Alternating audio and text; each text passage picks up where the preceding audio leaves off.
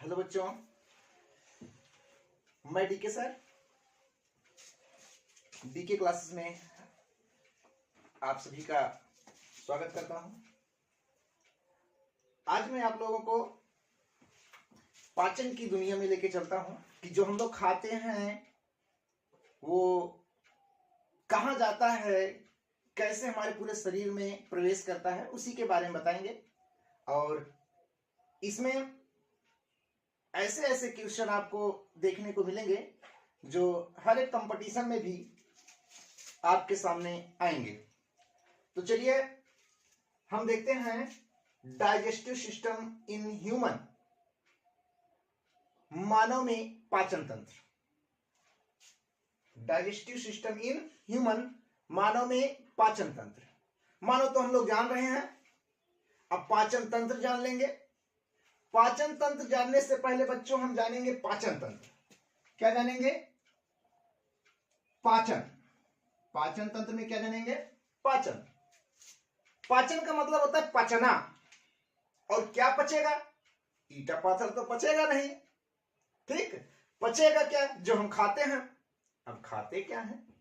खाते हैं बच्चों कार्बोहाइड्रेट, प्रोटीन, विटामिन, वसा। इन्हीं को हम पचाते हैं। तो ये जटिल कार्बनिक पदार्थ होते हैं। जटिल का मतलब इनमें कार्बन की संख्या बड़ी बड़ी होती है। तो पाचन की डिफिनीशन अगर बताना है तो हम बता देंगे, जटिल कार्बनिक पदार्थों को सरल कार्बनिक पदार्थों में तोड़ना। जटिल कार्बनिक पदार्थों को सरल कार्बनिक पदार्थों में तोड़ना क्या कहलाता है? पाचन कहलाता है। चाहे तो आप लिख भी सकते हैं, जटिल कार्बनिक पदार्थों को सरल कार्बनिक पदार्थों में तोड़ना पाचन कहलाता है। अब पाचन तो हमें समझ में आ गया। अब हम देखेंगे कि भैया पाचन तंत्र किसे कहते हैं, डाइजेस्टिव सिस्टम किसे कहते हैं। ठीक है, कोई दिक्कत नहीं। तो भैया हम जानते हैं कोशिकाओं के समूहों को ऊतक कहते हैं। एक समान प्रकार के ऊतकों के समूहों को अंग कहते हैं।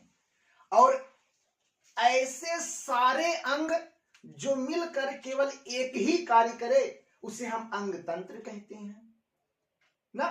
तो अब हमारे पाचन में जो जो अंग प्रयोग होंगे, हमारे पाचन में जो जो अंग प्रयोग होंगे, उन्हीं के समूहों को हम पाचन तंत्र कहते हैं। तो कह सकते हैं पाचन से संबंधित, पाचन से संबंधित अंगों के समूहों को पाचन तंत्र कहते हैं। पाचन से संबंधित अंगों के समूहों को पाचन तंत्र कहते हैं। अब बात आती है कि कौन कौन से अंग भैया आते हैं। तो यहाँ पे देखिए, डाइजेस्टिव सिस्टम इन ह्यूमन, हमारे शरीर को पाचन तंत्र के आधार पर दो भागों में बांटा गया है। एक तो है भैया आहार नाल और दूसरा है पाचक ग्रंथि। आहार नाल को हम एलिमेंटरी कैनाल कहते हैं और पाचक ग्रंथि को डाइजेस्टिव ग्लैंड कहते हैं। तो हम सबसे यही पढ़ेंगे, यहां देख रहे हैं जो मुख गुहिका, ग्रसनी, ग्रासनली, अमाशय, छोटी आंत, बड़ी आंत, ये सभी अंग मिलके केवल एक कार्य करते हैं, पाचन का कार्य करते हैं। मुख्य रूप से क्या कार्य करते हैं? पाचन का कार्य करते हैं। तो इन्हीं के समूहों को हम पाचन तंत्र कहते हैं।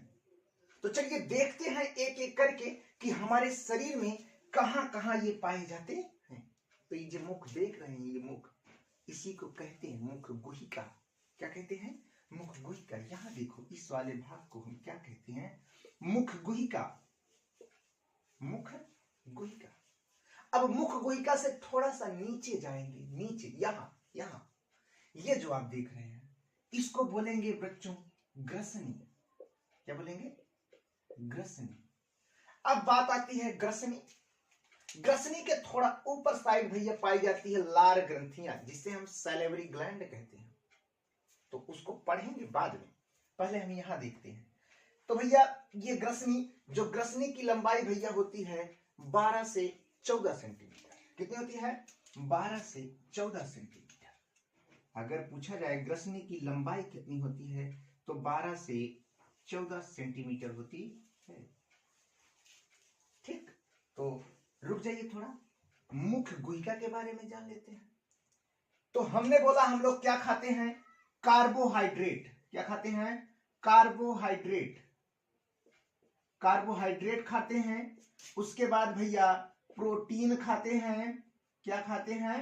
प्रोटीन खाते हैं। उसके बाद वसा खाते हैं, साथ ही साथ विटामिन खाते हैं ना।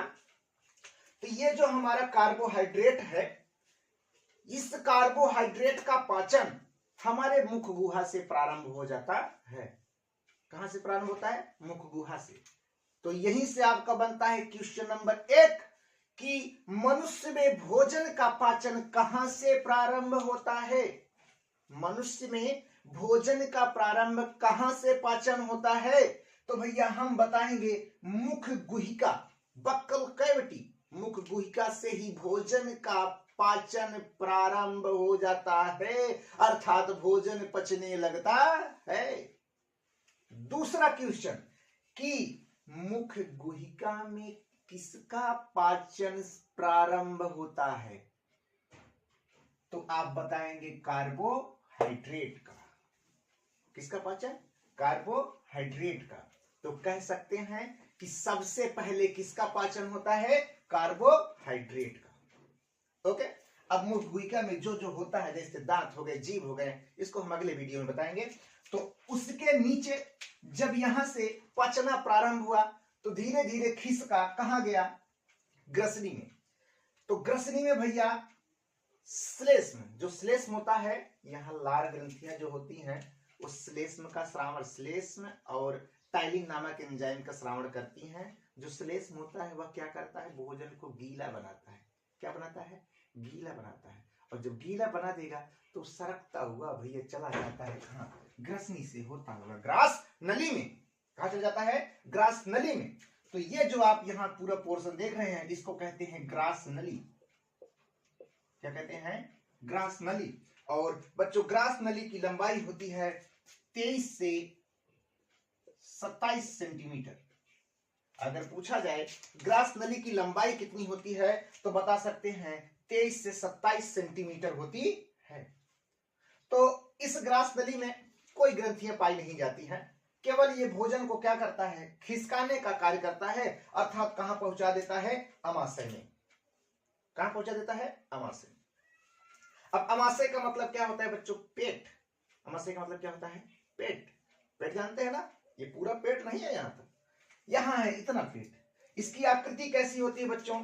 जे के आकार की। कैसी आकृति होती है? जे के आकार की। और जो अमाशय है इसकी लंबाई बच्चों होती है 23 सेंटीमीटर। कितनी होती है? 23 सेंटीमीटर, या कहीं कहीं पे दिया रहेगा बच्चों 25 सेंटीमीटर। तो मुख्य रूप से मान लेते हैं कितना? 25 सेंटीमीटर। अगर पूछा जाए कि जो हमारा पेट होता है, अमाशय होता है, जिसे हम स्टमच भी कहते हैं, उसकी लंबाई कितनी होती है तो कितना बताओगे बच्चों? 25 सेंटीमीटर। अब इस पेट के या अमाशय के भी 4 भाग होते हैं। क्वेश्चन पूछता है एग्जाम में कि अमाशय के कितने भाग होते हैं, या अमाशय को कितने भागों में बांटा गया है, तो बताना 4 भागों में। कितने भागों में? 4 भागों में। वह है कार्डिक भाग, फंडिक भाग, पाइलोरिक भाग, शेषाग्र भाग। कार्डियक भाग, फंडिक भाग, पाइलोरिक भाग, शेषाग्र भाग। ये जो देख रहे हैं ये ग्रास नली, ये ग्रास नली जहां खुलती है उसको हम कार्डियक भाग कहते हैं। कौन सा भाग कहते हैं? कार्डियक भाग कहते हैं। उसके बाद ये जो इधर उभरा हुआ भाग है इसको हम फंडिक भाग कहते हैं। ये उभरा हुआ भाग, इसको हम क्या कहते हैं? फंडिक भाग। और उसके नीचे ये जो आपका भाग है उसको हम बोलते हैं पाइलोरिक भाग। क्या बोलते हैं? पाइलोरिक भाग। और उसके नीचे वाले भाग को हम बोलते हैं शेषाग्र भाग, जो अमाशय का सबसे अंतिम भाग होता है। ठीक, अब अमाशय करता क्या है ना, तो अमाशय में पाई जाती हैं बच्चों जठर ग्रंथियां। कौन सी ग्रंथियां? जठर ग्रंथि। यहाँ पे ग्रंथियों की चर्चा नहीं करेंगे, ग्रंथियों की चर्चा हम अगले वीडियो में करेंगे। फिलहाल हम यहाँ पे अंग की चर्चा कर रहे हैं। तो अमाशय में पाई जाती है जठर ग्रंथियां, जिनकी संख्या होती है बच्चों 3.5 करोड़। अगर पूछा जाए कि हमारे अमाशय में कौन सी ग्रंथियां पाई जाती हैं या कौन से ग्लैंड पाए जाते हैं, तो आप बताएंगे जठर ग्रंथियां पाई जाती हैं। कौन सी ग्रंथियां? जठर ग्रंथियां, या उसे हम अमाशयी ग्रंथि भी कहते हैं। और अगर पूछा जाए जठर ग्रंथियों की संख्या कितनी होती है, तो आप बता देना 3.5 करोड़ जठर ग्रंथियां हमारे अंदर पाई जाती हैं। अब 3.5 करोड़ जठर ग्रंथियां संख्या में तो बहुत है, लेकिन बच्चे छोटी छोटी छोटी छोटी छोटी छोटी होती है। ठीक, चलो अब आगे चलते हैं। अमाशय के बाद बच्चों जो होता है छोटी आंत। क्या होता है? छोटी आंत, जिसे हम क्षुद्रांत्र भी कहते हैं। क्या कहते हैं? क्षुद्रांत्र या स्मॉल इंटेस्टाइन। और क्षुद्रांत्र को हम पाचन तथा अवशोषण का मुख्य केंद्र कहते हैं। ये क्वेश्चन पूछा जाए कि पाचन एवं अवशोषण का केंद्र पाचन के किस अंग को कहते हैं, तो आप बताएंगे छोटी आंत को कहते हैं। अब क्यों कहते हैं? देखिए, छोटी आंत के 3 भाग होते हैं, ग्रहणी, मध्यांत्र, शेषांत्र। ग्रहणी, मध्यांत्र, शेषांत्र, इसको हम कह सकते हैं बच्चों डेडुनम, जेजुनम और इलियम। ऐसे ना याद रखे रहो भैया, आजकल बहुत बचते हैं। क्या डीजे आई? कहां आई डीजे? बारात में आई ना। डी मतलब डेडुनम, जे मतलब इलियम, सॉरी जे मतलब जेजुनम और आई मतलब इलियम। डीजे आई, ठीक है। तो डीजे आई मतलब भोजन आई। कहां? भोजन आई छोटी आंत में। तो छोटी आंत के ग्रहणी भाग में पूर्ण तरीके से पचना हो जाता है किसका? कार्बोहाइड्रेट, प्रोटीन और वसा का। मतलब ग्रहणी से पूर्ण तरीके से भोजन पचना प्रारंभ हो जाता है और मध्यांत्र में पच जाता है। कहां पच जाता है? मध्यांत्र में। इसीलिए कहते हैं कि छोटी आंत को पाचन और अवशोषण का केंद्र कहते हैं। तो पाचन तो हो गया ग्रहणी और मध्यांत्र में। अब अवशोषण, जैसे हमारे दिमाग में आता है हम तो दाल भात रोटी सब्जी खा लिए, खाने के बाद गया पेट में, जाने के बाद वो कहां गया? वो जाता है कहां जानते हैं? वो आपके शरीर की प्रत्येक कोशिका में जाता है। कहां जाता है? शरीर की प्रत्येक कोशिका में जाता है। अब गुरुजी कोशिका बता रहे हैं, कोशिका में कैसे जाता है? जाता है, देखो ये जो आपका शेषांत्र भाग है, कौन सा भाग? शेषांत्र भाग है। शेषांत्र भाग में बच्चों पाए जाते हैं रसांकुर। क्या पाए जाते हैं? रसांकुर, जिसे हम विली भी कहते हैं। रसांकुर पाए जाते हैं जिसे हम क्या कहते हैं? विली कहते हैं। तो ये रसांकुर क्या करता है? पचे हुए भोजन को अवशोषित करके, अवशोषित का मतलब सोख के, पचे हुए भोजन को अवशोषित करके रुधिर वाहिनी में छोड़ देता है। तो अब हमको पता है रुधिर क्या करता है? लेफ्ट राइट आपके शरीर में करता रहता है, प्रत्येक कोशिका तक जाता है। तो जब रसांकुर पचे हुए भोजन को क्या करता है? सोख कर रुधिर वाहिनियों में छोड़ देता है। तो रुधिर वाहिनियां क्या करती हैं? उसको शरीर के विभिन्न कोशिकाओं तक पहुंचा देती हैं। जब शरीर की विभिन्न कोशिकाओं तक पहुंचा दी तो भैया भोजन प्रत्येक कोशिका तक तो पहुंच ही गया। समझ में आया? तो फिर से एक बार देख लीजिए, छोटी आंत में क्या क्या कहानी है। छोटी आंत के क्वेश्चन बहुत बनते हैं। जैसे पूछा जाए कि छोटी आंत की लंबाई कितनी होती है ना, छोटी आंत की लंबाई कितनी होती है बच्चों, तो बताना 6 से 7 मीटर। पहला क्वेश्चन, छोटी आंत की लंबाई कितनी होती है, 6 से 7 मीटर। अब सोच रहे हैं मीटर, 1 मीटर तो इतना बड़ा होता है, तो 6 से 7 मीटर किससे होगा। तो जो आपका छुटकी हथिया है, देख रहे हो, ये देख रहे हो ना, ये ऐसे रस्सी की भांति उसी में ऐसे ऐसे ऐसे ऐसे उसी में इसे लपेटा रहता है। ठीक, तो कुल मिला के हो जाता है 6 से 7 मीटर। ठीक, तो अब ये जो आप देख रहे हैं कि छोटी आंत 6 से 7 मीटर लंबा होता है, तो कभी क्वेश्चन पूछता है कि छोटी आंत के कितने भाग होते हैं, तो आप बता सकते हैं छोटी आंत के कितने भाग होते हैं, तो भैया 3 भाग होते हैं। कितने भाग होते हैं, 3 भाग होते हैं। पहला क्वेश्चन, छोटी आंत की लंबाई कितनी होती है, 6 से 7 मीटर होती है। दूसरा क्वेश्चन, छोटी आंत के कितने भाग होते हैं, 3 भाग होते हैं। कितने भाग होते हैं, 3 भाग होते हैं। और तीनों भाग यहां लिखे गए हैं, जिन्हें हम कहते हैं बच्चों डेडुनम, जेजुनम, इलियम।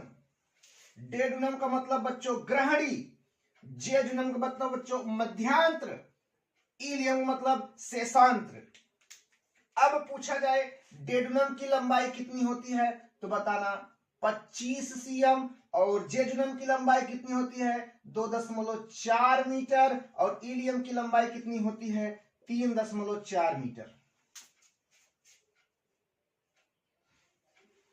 इसका कहां योगदान है, इसका योगदान है, पूछे कभी छोटी आंत के सबसे लंबे भाग का क्या नाम है, तो आप क्या बताओगे इसमें से, इलियम, शेषांत्र। शेषांत्र वाला भाग सबसे लंबा होता है, जिसकी लंबाई 3.4 मीटर होती है। ठीक, और पूछा जाए कि छोटी आंत का सबसे छोटा भाग कौन होता है, तो आप बताओगे बच्चों डेडुनम मतलब ग्रहणी, जिसे हम छोटी आंत का सबसे छोटा भाग कहते हैं। ठीक है, तो अब छोटी आंत में इतने हो गए। और एक चीज, अगर पूछा जाए पाचन एवं अवशोषण का मुख्य केंद्र किसे कहते हैं, तो आप बताओगे छोटी आंत को कहते हैं। किसको कहते हैं, छोटी आंत को कहते हैं। अब उसके बाद पूछा जाए कि छोटी आंत में किसका पाचन होता है, तो बताना छोटी आंत में लगभग कार्बोहाइड्रेट, प्रोटीन, विटामिन, वसा सभी का वहां पे पाचन हो जाता है। ठीक, और पूछा जाए छोटी आंत में क्या पाया जाता है, तो आप बता सकते हैं छोटी आंत में बच्चों पाया जाता है रसांकुर। क्या पाया जाता है, रसांकुर, जिसे हम विली कहते हैं। क्या कहते हैं, विली कहते हैं। अब पूछे विली क्या है, तो बताना पचे हुए भोजन को अवशोषित करके रुधिर वाहिनियों में छोड़ देता है। तो छोटी आंत की बात हो गई। तो चलो अब आगे देख लेते हैं बड़ी आंत। ठीक, क्या देख लेते हैं, बड़ी आंत देख लेते हैं। समझ में आया, छोटी आंत देखो, छोटी आंत पाचन एवं अवशोषण का मुख्य केंद्र, जिसकी लंबाई 6 से 7 मीटर। इसके 3 भाग होते हैं, डेडुनम, जेजुनम, इलियम। डेडुनम का मतलब ग्रहणी, जिसकी लंबाई 25 सेंटीमीटर। जेजुनम का मतलब मध्यांत, जिसकी लंबाई 2.4 मीटर। इलियम, जिसे हम कहते हैं शेषांत्र, इसकी लंबाई 3.4 मीटर। सबसे लंबा भाग इलियम, सबसे छोटा भाग डेडुनम। उसके बाद छोटी आंत सबसे महत्वपूर्ण भूमिका निभाता है पाचन के शोषण या अवशोषण कह सकते हैं, और पचे हुए भोजन को कहां छोड़ने में, रुधिर वाहिनियों में। छोड़ता कौन है, रसांकुर। हो गया, चलो अब इसको देख लेते हैं। बच्चा बड़ी आंत। बड़ी आंत नाम का बड़ा होता है, बड़ी आंत नाम का बड़ा होता है लेकिन बड़ा नहीं होता है। किससे? छोटी आंत से। तो भैया बड़ी आंत में पहला क्वेश्चन है कि बड़ी आंत की लंबाई कितनी होती है? तो बड़ी आंत की लंबाई लगभग बच्चों 1.5 मीटर होती है। कितनी होती है? 1.5 मीटर होती है। और इसके भी कितने भाग होते हैं? 3 भाग होते हैं। कितने भाग होते हैं? 3 भाग होते हैं। तो तीनों भाग का नाम है सीकम कोलन मलाशय। सीकम कोलन मलाशय। सीकम जो होता है वो बच्चों 5.8 सीएम, और बच्चों जो कोलन होता है 1.3 मीटर, और जो मलाशय होता है वह बच्चों होता है 15 सीएम। ठीक है। तो अब अगर पूछा जाए कि बड़ी आंत का सबसे लंबा भाग कौन सा होता है, तो बताओगे बच्चों कोलन। कौन होता है? कोलन। अब कोलन में क्या होता है, सीकम में क्या होता है, मलाशय में क्या होता है? सीकम और कोलन, सीकम और कोलन जो पचने के बाद बचे हुए भाग होते हैं, पचने के बाद जो बचे हुए भाग होते हैं उसमें से जल के अवशोषण का कार्य करते हैं। तो अगर पूछा जाए जल का अवशोषण कहां होता है, तो आप सीकम और कोलन में बता सकते हैं। और जो आपका सबसे लास्ट भाग है मलाशय, कौन सा भाग है? मलाशय। तो अब मलाशय क्या करता है? मलाशय का तात्पर्य यही है, मल आशय। आशय का मतलब आश्रय देने वाला, और मल का मतलब खराब पदार्थ, गंदा पदार्थ। अब खराब और गंदा पदार्थ किसे कहते हैं? खराब और गंदा पदार्थ कुछ है नहीं, वैसे गंदाता नहीं है। जैसे आप लोग खाते हो, जब खाओगे कार्बोहाइड्रेट, प्रोटीन, विटामिन वसा पच गया, पचने के बाद वो तो चला गया आपकी पेटवा में, मतलब प्रत्येक कोशिका में चला गया। तो जो सब खाते हो सभी नहीं जाता है, कुछ बचा रहता है अपशिष्ट पदार्थ के रूप में। उसी को हम क्या कहते हैं भैया? मल। जो कहां एकत्रित होता है? मलाशय में। कहां एकत्रित होता है? मलाशय में। अब मलाशय में जब एकत्रित हो जाता है, जब उसकी संख्या बड़ी हो जाती है, तब आपको फोर्स लगता है। किस नंबर के लिए? 2 नंबर के लिए। आप उसको क्या करते हो? ये आपका है गुदा द्वार। गुदा द्वार से आप इसको क्या करते हो? बाहर निकाल देते हो। ये हो गया। तो ध्यान से सुनिए। आहार नाल, आहार नाल की लंबाई बच्चों बताई गई है 8 से 10 मीटर। स्टार्टिंग में 8 से 10 मीटर। अगर आहार नाली की परिभाषा पूछें, क्वेश्चन एक एक समझते जाइए। आहार नाली की लंबाई 8 से 10 मीटर होती है। मुख गुहा से लेके गुदा द्वार तक के भाग को हम आहार नाल कहते हैं। मुख गुहा से लेके गुदा द्वार तक के भाग को आहार नाल कहते हैं, जिसके कई भाग होते हैं। मुख गुहिका, ग्रसनी, ग्रासनली, अमाशय, छोटी आंत और बड़ी आंत। मुख गुहिका भोजन के पाचन का प्रारंभ होता है, केंद्र होता है, मतलब यहां से भोजन पचना प्रारंभ होता है। उसके बाद ग्रसनी और ग्रासनली से सरकता हुआ कहां चला जाता है? अमाशय में। अमाशय में पचना प्रारंभ होता है। अमाशय के कितने भाग होते हैं? 4 भाग बताए गए। उसके बाद फिर वहां से पचने के बाद कहां पहुंचता है? छोटी आंत में पहुंचता है। छोटी आंत पाचन एवं अवशोषण का केंद्र ही होता है। वहां सब जो आए दाल भात सब पच जाते हैं।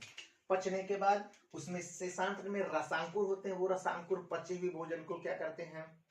अवशोषित करके रुधिर वाहिनियों में छोड़ देते हैं। और जो अपचित भोजन होता है वो कहाँ जाता है? बड़ी आंत में। बड़ी आंत में उसमें जो जल होता है उसका अवशोषण सीकम और कोलन के द्वारा कर लिए जाते हैं। और जो अपशिष्ट भोजन बचा रहता है, अपचित भोजन, उसको हम क्या करते हैं? मलाशय में एकत्रित कर लेते हैं। और जब संख्या ज्यादा होती है, उसकी मात्रा ज्यादा होती है, तो गुदा द्वार के द्वारा हम क्या करते हैं? बाहर कर देते हैं। ठीक। तो ये पार्ट हो गया इसके। अगले वीडियो में हम आप लोगों को बताएंगे कि ये पाचक ग्रंथियां किसे कहते हैं। कौन सी ग्रंथियां? पाचक ग्रंथियां किसे कहते हैं। पाचक ग्रंथियों में हम एक एक करके बताएंगे कि इनकी संख्या कितनी होती है, इनकी संख्या कितनी होती है, इनकी संख्या, और ये किस किस चीज का श्रावण करते हैं। ठीक, तो आज के वीडियो में इतना ही बस।